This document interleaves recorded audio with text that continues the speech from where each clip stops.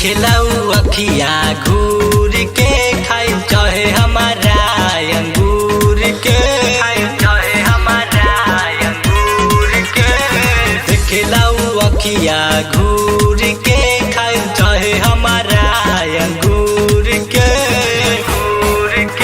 धीरे धीरे सट के उपजारवा गाले कटले बा छोटे का देवरवा धीरे धीरे सट के पजारवा गाले कटले बा छोटे का देवरवा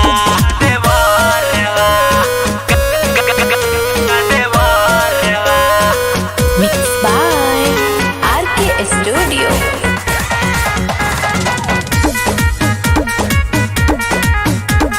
सन की है मुआ ना सनो की जला हो देखी काला साड़ी मन बहक जला हो सन की है मुआ ना सनो की जला हो देखी काला साड़ी मन बहक जला हो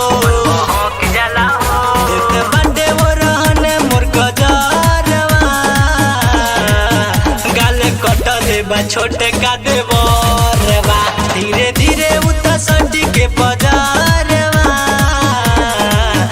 गाले कटले बा छोटे का देवरवा